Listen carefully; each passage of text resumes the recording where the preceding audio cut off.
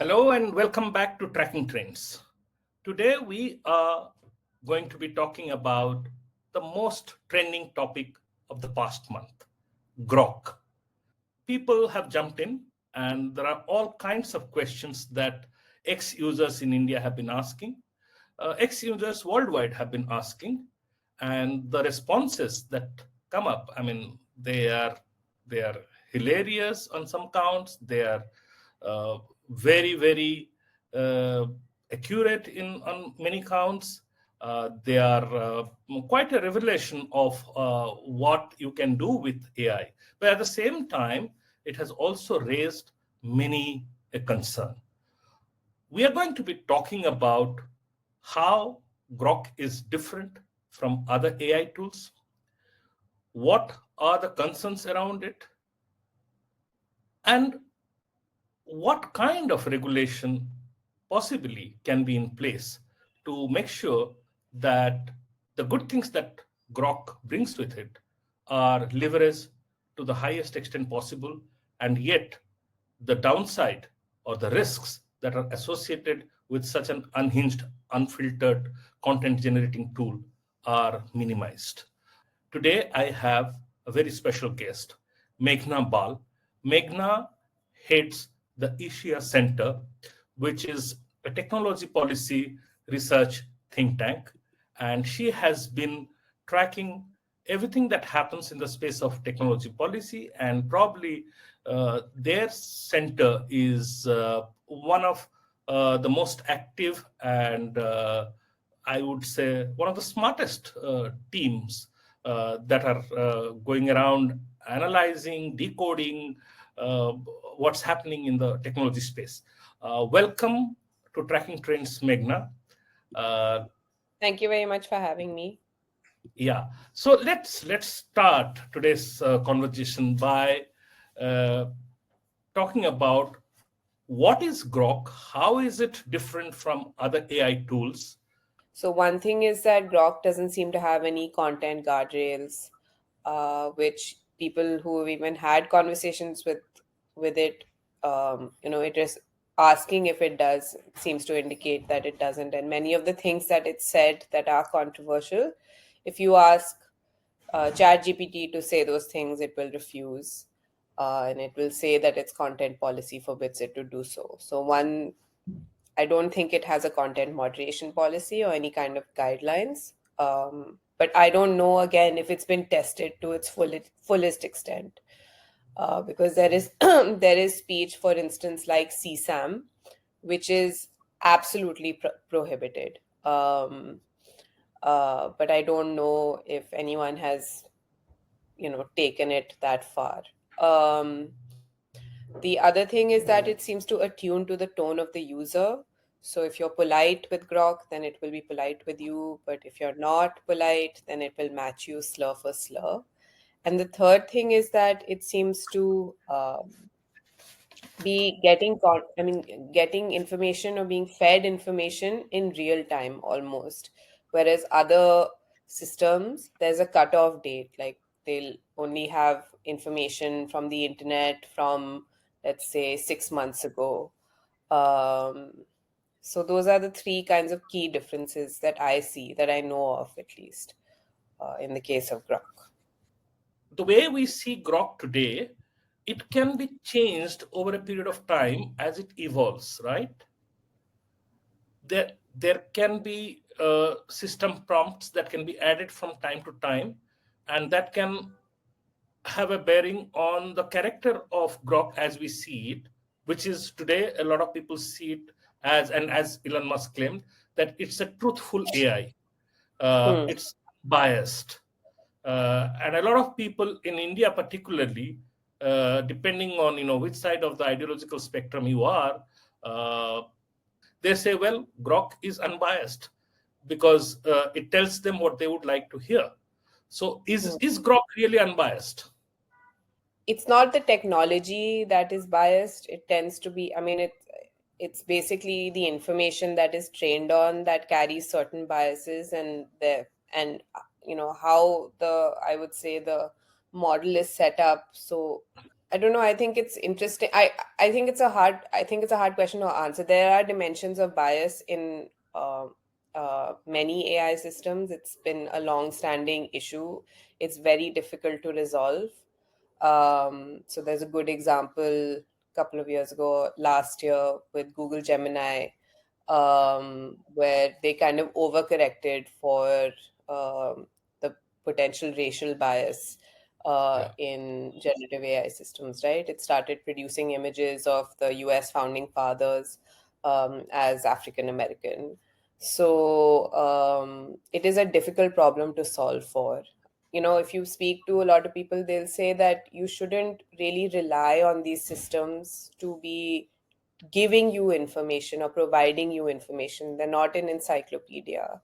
They are a proxy for human expression in a sense. So they can help you generate information. And typically, if you rely on them for that, you should definitely vet what they produce because they can make up things and, you know, or have inaccurate information. So you have to definitely fine tune what you ask them to generate. But I don't know. I think bias is like I said, going back to what I said earlier, bias is a challenging problem to solve for. And I don't think that you can have an elimination of bias, perhaps a mitigation to some extent, but elimination, I think, is um, probably a very difficult kind of expectation to have. And also, just on the point of hallucination, I think it's important to understand that hallucination, depending on the context, may not be a bad thing. So, for instance, uh, AlphaFold, which basically helped devise those protein folds or help discover those protein folds, the reason it was able to do that, or one of the abilities that enabled it to, you know, do that was basically hallucination. Basically, you know, it's akin to having an imagination in a sense. So let's get to know what are the key concerns around Grok. I think, I mean, basically, generative AI tends to present content concerns, content moderation related concerns. But we have to remember that it can't be just mere foul language that prompts, you know, any kind of reaction. It has to be basically unlawful content, and it has to, any kind of restriction on content has to be within the permissible restrictions under Article 19.2 of the Constitution. We also have to understand that in the context of obscenity, which is what it is most frequently accused of, the Supreme Court has established that we need to look at any kind of so-called obscene language or any kind of language through a contemporary community standard uh, lens, which means that, you know, what we can't look at it from how maybe our forefathers would consider it, or whether it would be rude or obscene, etc. Any kind of content, not only language, but how it would be considered today. Now, the thing is that I think something important to consider here is that we are currently used to, in the digital space, two kinds of content systems, right? One is an intermediary, which would be a social media platform where basically the users generate content. The other is a publisher where typically, unless there is some UGC element of it, let's say like you can make comments or things like that, like on some gaming platforms, but typically the content on the platform, the publisher is responsible for producing, right? Either you acquire content or you produce it in house. Now, in the context of generative AI, there's a slight difference because it's both the generative AI system along with the user that have created that content. So there's a slight distinction between both intermediaries and publishers and generative AI systems. Now, the other consideration in play is uh, how how is how what is the ability to control that information, right? Again, so let's look at it across the three kinds of content systems we have online. Intermediaries they have limited ability to control what you post. They can take it down, but they can't prevent you from posting it. um, uh, on a publisher, the control is almost complete, right? Because they are the ones who are responsible for what is going up on their website. And in the context of a generative AI system, I would say the ability to control is moderate, because we've seen systems like ChatGPT, which seem to have content moderation policies in place that prevent you from generating some kind of content. But at the same time, we also have to understand that users can bypass some of those guardrails by attacking the system or basically tricking it into um, responding to queries that it would otherwise not be allowed to respond to, or giving information that it would otherwise not be permitted to give by the developer. And we've seen this across the board. So the thing for decision makers to consider is that, one, where is the context where this information is being generated? Is it something like a public square, which is a social media platform, or is it in the privacy of their own home? Because actually, someone gave a good example yesterday. Um, Hate speech is bad in a public square, like a social media platform. But if you're using this to write a book or write a script or some kind of screenplay, then hate speech is not necessarily uh, not necessarily unlawful, because you're writing it as a part of fiction, right? There may be a character that you want to portray who is, who makes such kind of speech, etc. So in that context, so again, the context of in which this speech is being generated, the platform where it is being said, I think that is all very important. That's, I think, what makes AI governance very challenging, or at least ex ante rules for AI very challenging, because I think that um, it is so context dependent, that typically what it merits is an ex post evaluation, which is that something happens, and that typically happens through courts. Something happens, people take it to court, and then the courts kind of decide.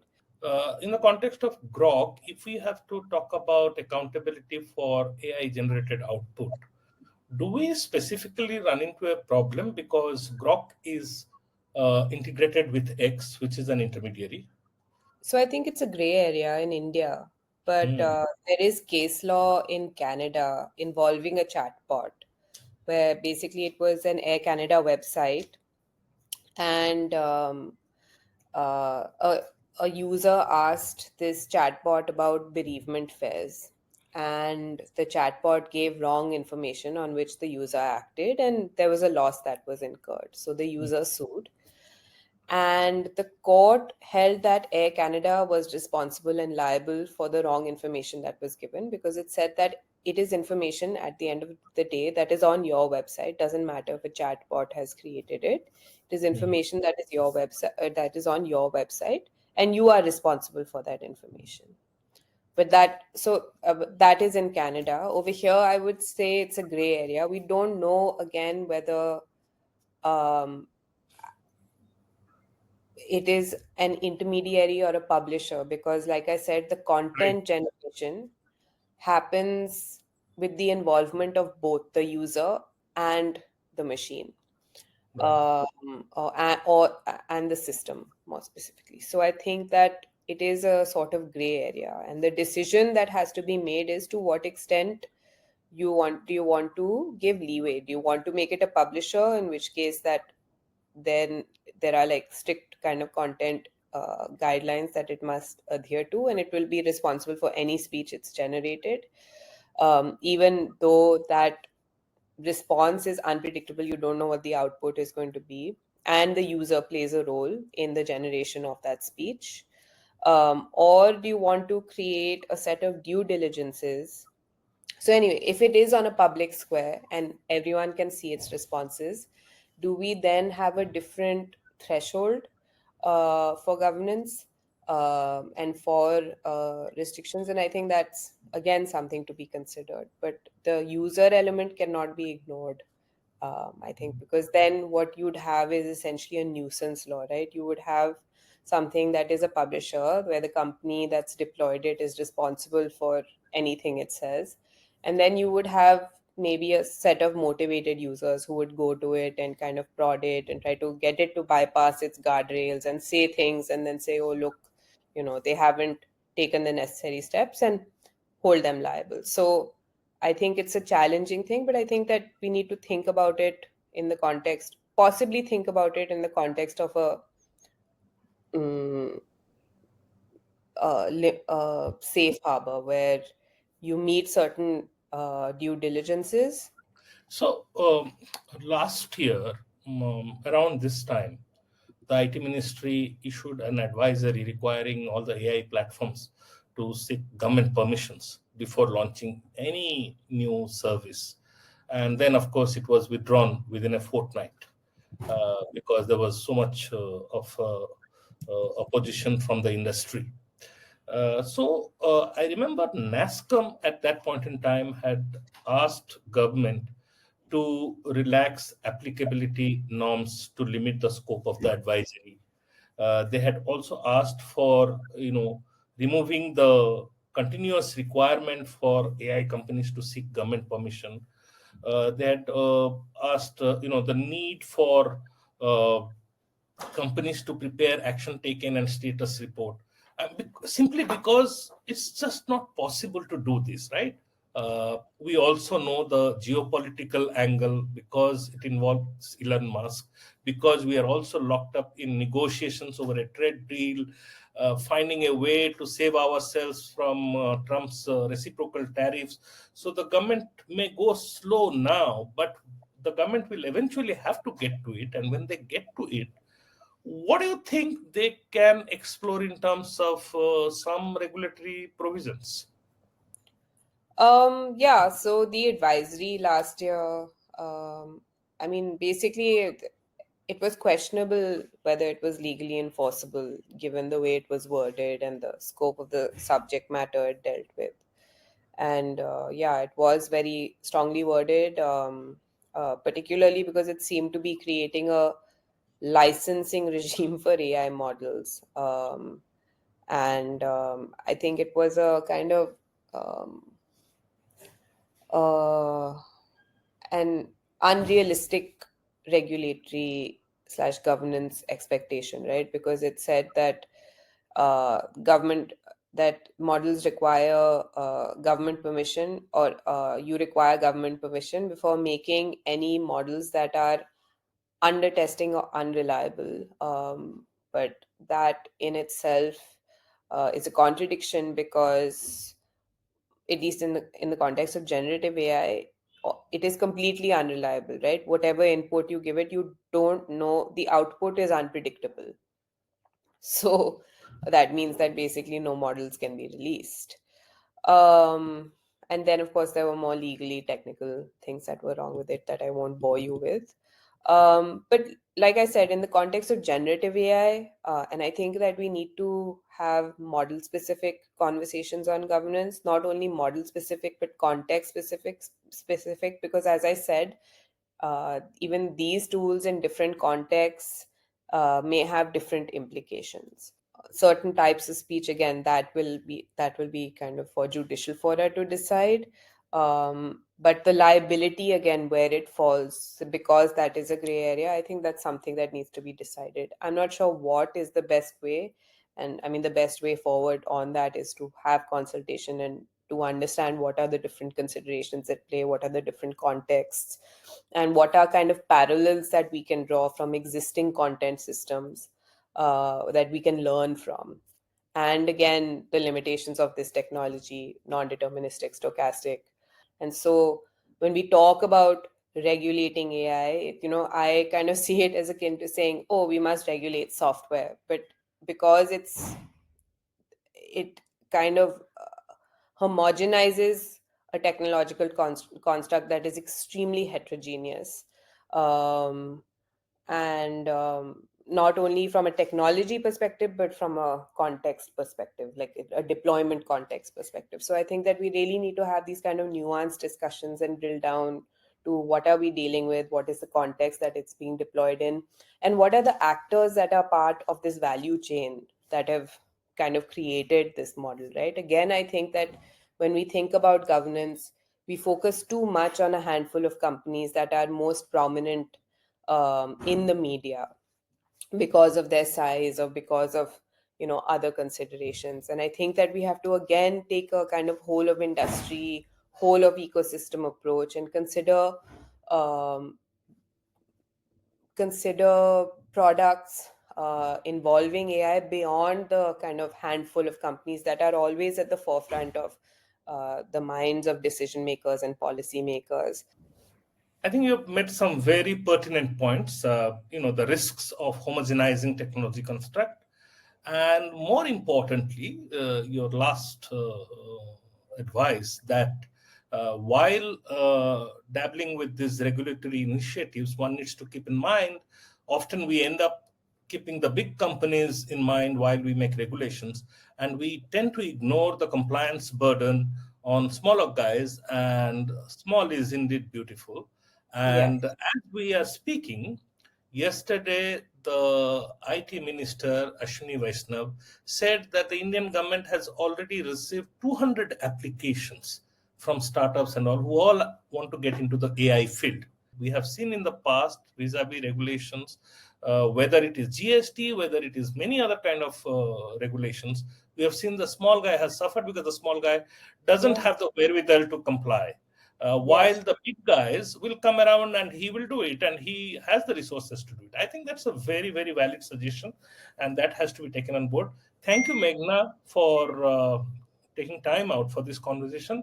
It involves so many complexities that we just can't do it in one sitting. We'll keep talking, we'll keep coming back on different issues, and we'll see how this entire issue evolves. And thank you, audience, for watching us. And if you like this,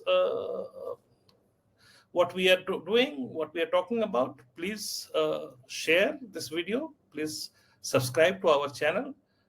Stay tuned. Keep coming back to us. Thank you. Thank you.